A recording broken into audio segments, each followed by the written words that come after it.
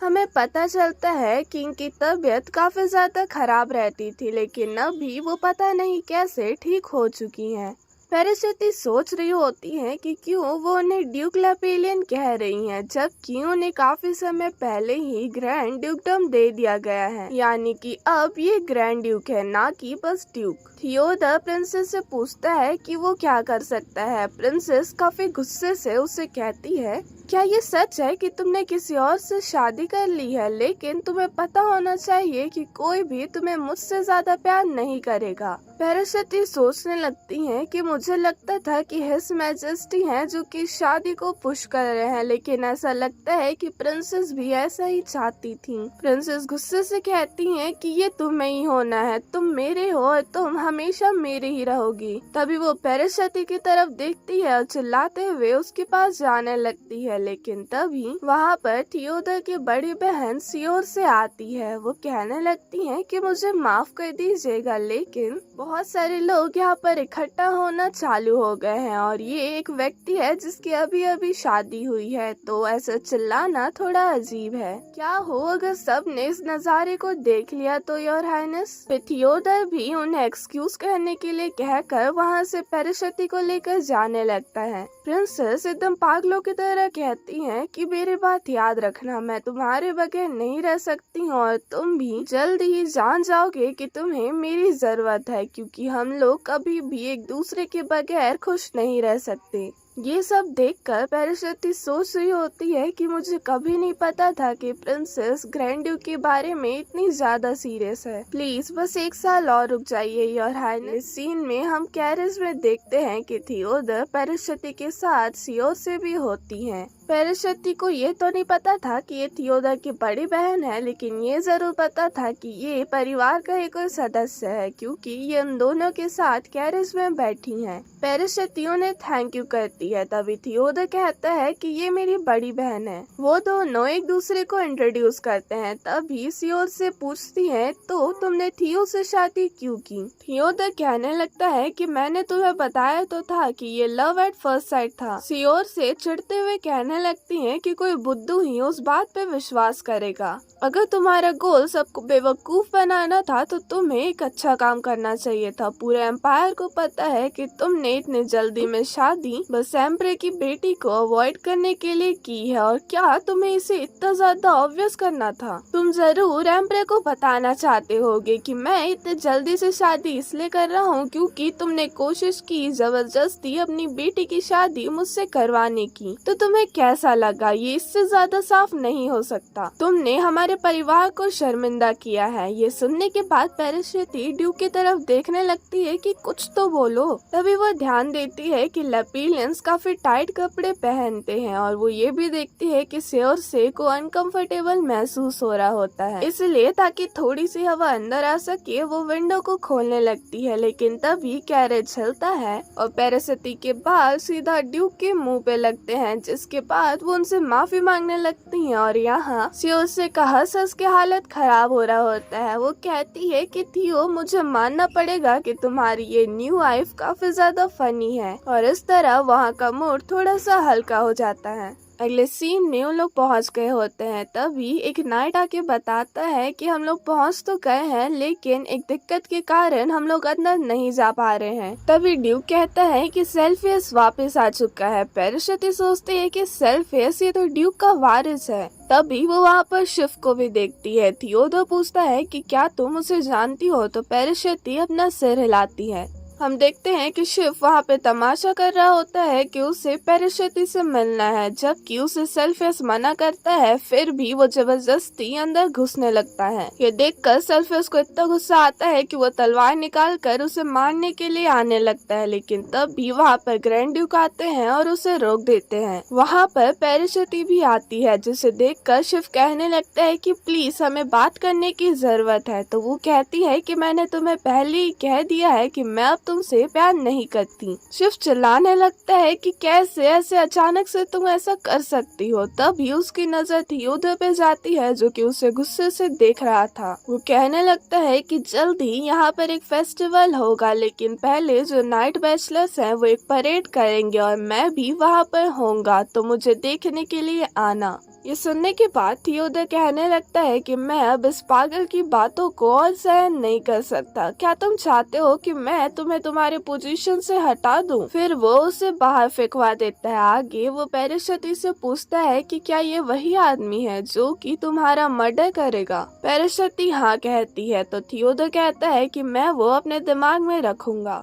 अगले सीन में हम लोग पैराशूटी को देखते हैं जो कि डाइनिंग टेबल पे अकेले बैठी हुई होती है क्योंकि ग्रैंड ड्यूक सेल्फियस के साथ अकेले में बात करने के लिए गया था। वो शिप वाले इंसिडेंट को याद करते हुए सोचती है कि कैसे वो ग्रैंड ड्यूक और उसके परिवार से चेहरा मिलाएगी। हमें ये भी पता चलता है कि सर्वेंट्स भी उससे ज्यादा कुछ खुश नहीं थे। फिर वो सेल्फियस के बारे में सोचने लगती हैं कि उसने सुना था कि वो कंट्री के बाहर रह रहा है। वो सोचती है कि क्या वो वापस आ गया है। इस घर के अंदर काफी ज्यादा सीक्रेट्स है, मैं तो बता भी नहीं सकती कि क्या सच है और क्या नहीं। तभी वहाँ पर थियोडर आ जाता है तो पैराशूटी सेल्फियस के बारे में पूछती है, जिस पर वो कहता है कि उसने कहा कि उसे भूख नहीं लगी है। फिर वो उसकी एज पूछती है, जिस पर वो बताता है कि वो इस साल 9 साल का हो जाएगा। तभी वो पूछती है कि क्या वो तुम्हारा बेटा है, क्योंकि ये और सेल्फियस बिल्कुल एक जैसे दिखते हैं। पैराशूटी सोचने लगती है शायद ये शादी का बच्चा है।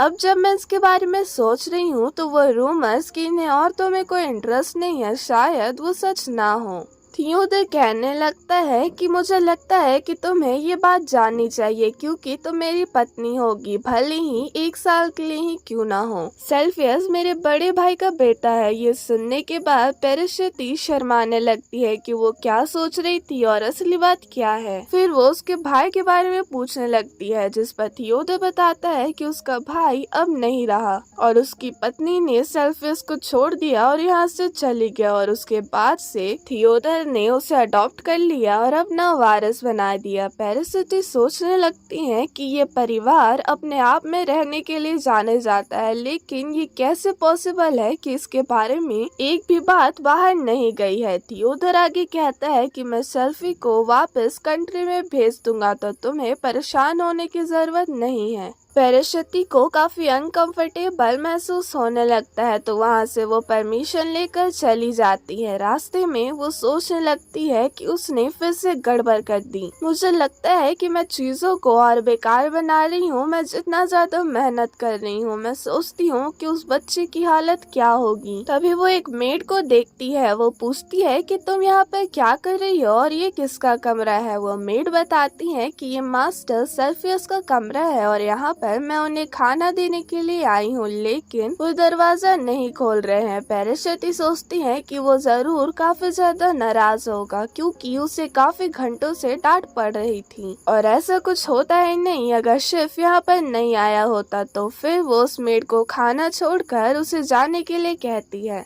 जैसे ही वो कमरे में घुसती है, सेल्फियस चिल्लाता है कि किसकी हिम्मत हुई मेरे कमरे में घुसने की। तभी वो देखता है कि ये पैराशूटी है। फिर वो उससे अपने आप को इंट्रोड्यूस करती है, जिस पर सेल्फियस हंसते हुए कहने लगता है कि तुम बिल्कुल उनकी तरह हो। मैं शर्त लगा सकता हूँ कि तुम मुझसे अच्छा व्यवहार बस इसलिए कर रही हो क्योंकि तुम हिस ग्रेस के अच्छे साइड में रहना चाहती हो, लेकिन ऐसा लगता है कि दोपहर में जो हुआ तुम उसके कारण परेशान हो। अगर मैं तुम होता तो मैं इतना ज्यादा शर्मिंदा होता कि मैं अपना चेहरा भी नहीं दिखाता। अब यहाँ से चले जाओ और मुझे परेशान मत करो। पैराशूटी कुछ कहने ही वाली होती है कि तभी वो देखती है कि सेल्फियस की आंखों के नीचे वो अपना हाथ बढ़ाते हुए कहती है कि तुम रो रहे थे, लेकिन सेल्फियस बिल्कुल चौंक जाता है और कांपने लगता है। पैराशूटी उसे माफी मांगती है। फिर सेल्फियस उसे पकड़ता है और अपने कमरे के बाहर फेंकते हुए कहता है कि मुझे तुम्हारी कंसर्न की कोई जरूरत नहीं है। तभी वहाँ पर मेड आ जाती है और कहती है हमें आपको आपके नाइट के लिए तैयार करने की जरूरत है, प्लीज हमारे साथ चलिए।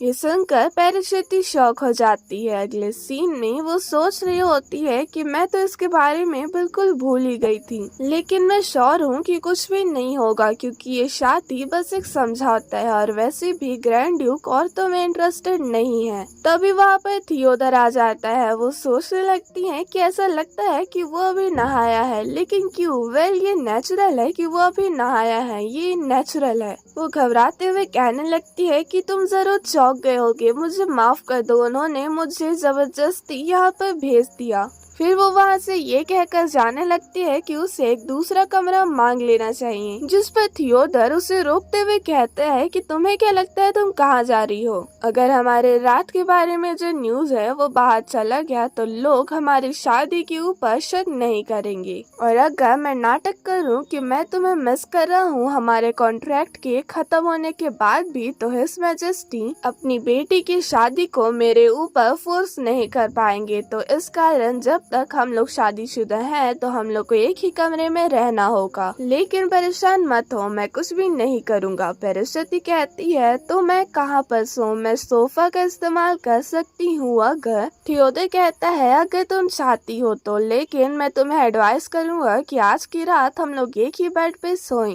क्योंकि मैं श्योर हूँ कि कल सुबह सब लोग हम ही लोग को देखेंगे। पैरिस्ती देखती है कि वो फिर से ग्लव्स पहन रहा है। वो सोचती है कि क्या ये इस कारण है क्योंकि उसके खून ने जब हम लोग पहली बार मिले थे उस दिन मुझे मार दिया था। अगले सीन में हम लोग देखते हैं कि उन लोग बेड पर आ गए होते हैं। पैरिस्ती काफी ज्यादा थक गई होती है, लेकिन इतनी सारी चीजों के कारण वो सो नहीं पा रही होती है। तभी थियोडर पूछता है कि क्या तुम सो गई? पैरिस्ती चौंकते हुए कहती है कि नहीं, अभी नहीं। वो कहता है कि ऐसा लगता है कि मेरी बहन तुम्हें पसंद करती है। सच्चाई ये है कि मेरा ग्रैंड ड्यूक का टाइटल पहले सियोर्से का हुआ करता था। उसने कर्ज के कारण अपने पूरे परिवार को खो दिया और वो कुछ भी नहीं कर पाई। वो ऐसे हालत में नहीं थी कि वो अपने ड्यूटीज को पूरा कर पाए, तो उसने खुद से ग्रैंड ड्यूकडम को सौंप दिया। 1 साल से उसने किसी से भी बातचीत नहीं की है और ना ही किसी से मिली है। मैं उसके लिए काफी ज्यादा परेशान था, इसलिए मैंने कुछ काम उसको दे दिया और भगवान की कृपा से अब वो बाहर आ पा रही है और दिन की रोशनी को एंजॉय कर पा रही है। वो मेरे ऊपर गुस्सा बस इसलिए थी क्योंकि वो हमारे परिवार के बारे में परेशान थी। पैरिस्ती सोच रही होती है कि वो जरूर मेरे बारे में परेशान होगा उस चीज के बाद जो कि दोपहर में हुआ, इसलिए वो मुझे ये सारी बातें बता रहा है। ग्रैंड ड्यूक साफ तौर से मुझसे ओपन अप हो गया है, लेकिन इससे मैं और ज्यादा अनकंफर्टेबल महसूस कर रही हूँ। लेपिलेंस, प्रिंसेस, स्टेप मदर, रायना, शिफ। हालांकि ये एक फैसला है जो कि मैंने सतर्कता के लिए लिया है, लेकिन क्या मैंने कुछ ज्यादा ही जल्दी कर दी? खास तौर पे मैं पूरी तरीके से श्योर भी नहीं हूँ कि मैं सच में समय में पीछे आई हूँ या फिर नहीं। शायद ये बस एक कोइंसिडेंस था कि ये सारी चीजें रिपीट हो रही हैं। क्या हो अगर मैंने गलत डिसीजन ले लिया हो? मुझे मेरे होश में रहना होगा, लेकिन मेरा मन कमजोर हो रहा है। और फिर वो रोने लगती है। थियोडर भी इस चीज को नोटिस करता है, लेकिन वो कुछ नहीं कहता है। अगले सीन में हम लोग देखते हैं कि पैरिस्ती को एक डरावना सपना आ रहा होता है। वो सोचती है कि मैंने मरने लायक ऐसी क्या गलती कर दी। तभी उसकी आंख खुलती है। थियोडर उसे उठा रहा था। वो पूछता है कि क्या तुम ठीक हो? तभी कोई थियोडर के ऊपर चिल्लाते हुए आता है और दरवाजे को खोल देता है, लेकिन उसके सामने कुछ ऐसा सीन होता है। ये देखकर वो और मीट दोनों शॉक हो जाते हैं। वहाँ पर सेल्फियस भी आने लगता है, तो जल्दी से ये व्यक्ति जिसका नाम मोल्टन होता है वो सेल्फियस को लेके वहाँ से जाने लगता है।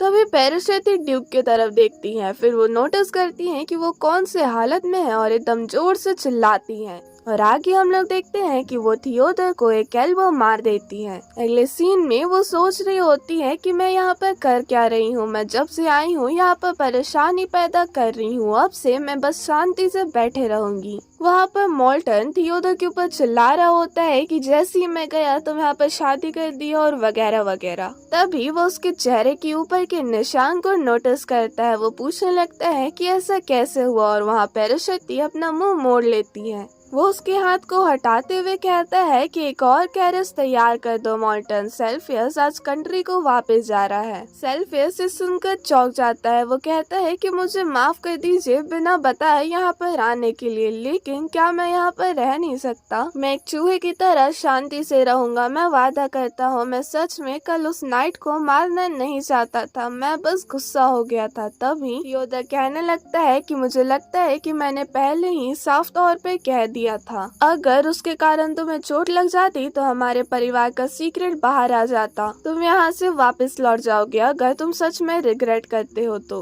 पेरिस्थिति सोचने लगती है कि क्या ग्रैंड ड्यूक सेल्फियस से नफरत करता है, लेकिन क्यों फिर वो उसे अपना वारिस बनाएगा। सेल्फियस कहने लगता है, आपने मुझे अडॉप्ट ही क्यों किया था? अगर आप मुझे ऐसे ही छोड़ने वाले थे तो मैं अकेले नहीं रहना चाहता। पेरिस्थिति उसके जाने के बाद कहने लगती है कि तुम्हें कम से कम उसके ब्रेकफास्ट खा लेने तक का इंतजार करना चाहिए था। उस बॉय ने डिनर भी नहीं किया था, जिस पर थियोडर कहता है कि ये उसी के लिए अच्छा होगा कि वो जल्दी से वापस चले जाए और वैसे भी तुम्हें इससे फर्क नहीं पड़ना चाहिए। फिर वो मॉर्टन को उसे घर दिखाने के लिए कह के वहाँ से चले जाता है। अगले सीन में हम लोग देखते हैं कि मॉर्टन अपने आप को इंट्रोड्यूस करता है। मैं बता दूं कि इसका पूरा नाम बाच मॉर्टन है। फिर वो पेरिस्थिति को कहता है, क्योंकि अब मैं आपके कमांड में हूँ योर ग्रेस, तो प्लीज ये फॉर्मेलिटीज की कोई भी जरूरत नहीं है। पेरिस्थिति को इससे अच्छा महसूस हो रहा होता है। अगले सीन में घूमते घूमते पेरिस्थिति पूछती है कि क्या हिज ग्रेस सेल्फियस को पसंद नहीं करते, तो मॉर्टन कहते हैं कि नहीं, वो बस यंग मास्टर के बारे में परेशान है। मुझे लेपिलियंस के इतिहास के बारे में अच्छे से पता है, क्योंकि हमारा परिवार इन्हें जनरेशन से सर्व कर रहा है और मुझे ये भी बताया गया है कि आपको भी इनके सीक्रेट के बारे में पता है। क्या ये सच है? जिस पर पेरिस्थिति हाँ कहती है। वो बताता है कि मास्टर सेल्फियस का ब्लड काफी ज्यादा टॉक्सिक है और उनकी हालत को देखा जाए तो वो अपने ब्लड के कारण काफी ज्यादा अफेक्ट हुए हैं, क्योंकि वो अभी भी छोटे हैं और जब भी उनका हालत खराब होता है तो उनका ये टॉक्सिक ब्लड उन्हें काफी ज्यादा दर्द देता है। इसलिए हिज ग्रेस उन्हें कंट्री में भेज देते हैं ताकि वो वहाँ पर बिना लोगों से मिले अच्छे से आराम कर सकें। तो परेशान मत होइए your grace. His grace master सेफेलियस से अपने खुद के तरीके से प्यार करते हैं। हालांकि मुझे मानना पड़ेगा कि उनका तरीका थोड़ा सा इनडायरेक्ट है। पेरिस्थिति सेल्फियस के चेहरे को याद करते हुए सोचती है, लेकिन फिर भी मुझे ये बिल्कुल भी सेंस नहीं बना रहा है कि ग्रैंड ड्यूक कहते हैं कि वो सेल्फियस से प्यार करते हैं, लेकिन वो ऐसे दिखाते हैं जैसे कि वो उससे नफरत करते हैं और वो जो कहते हैं कि वो उनके लिए कर रहे हैं उससे बस सेल्फियस को परेशानी हो रही है। क्यों वो उस मिसअंडरस्टैंडिंग को करेक्ट नहीं कर रहे हैं। तभी उन दोनों को किसी की चिल्लाने की आवाज सुनाई देती है। तो इसी के साथ हमारे चैप्टर्स यहीं पे खत्म होते हैं। अगर आपको वीडियो अच्छी लगी होगी तो like comment subscribe share and hype जरूर कीजिएगा and thank you for watching.